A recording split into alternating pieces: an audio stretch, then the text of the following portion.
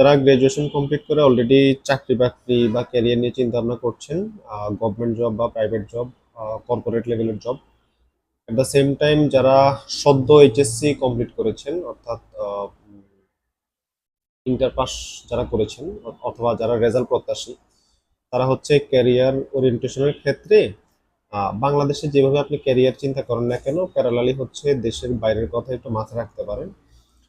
কারণ প্র্যাকটিক্যালি আসলে যারা আমরা জব সেক্টরে আছি অথবা বাংলাদেশে ক্যারিয়ার বিল্ড আপ করতে যাচ্ছি, চাই আর কি, তারা আসলে এটার রিয়েলিটিটা বুঝি যে স্ট্রাগল আসলে পৃথিবীর সব জায়গাতেই আছে। ব্যাপারটা এমন না যে আপনি যখন দেশের বাইরে চলে যাচ্ছেন আপনার স্ট্রাগল শেষ বা আপনি সাকসেস হয়ে গেছেন। মানে যেটা হয়, বাংলাদেশে আসলে আপনি যদি সঠিকভাবে সঠিক পরিশ্রমটা করেন, আপনার অনেক কোয়ালিটি থাকে, তারপরে অনেক যদি কিন্তুর মার পেঁচে আপনার পড়ে থাকতে হয়। মানে অনেক কিছু আসলে অনেক কিছুর উপর ডিপেন্ড করে, দেশের রাজনৈতিক অবস্থা, তারপরে দেশের করাপশন বা আহ, যাই বলি না কেন, অর্থাৎ যোগ্য লোকের যোগ্য জায়গায় যেতে না পারার পিছনে অনেকগুলো রিজন বাংলাদেশে কাজ করে।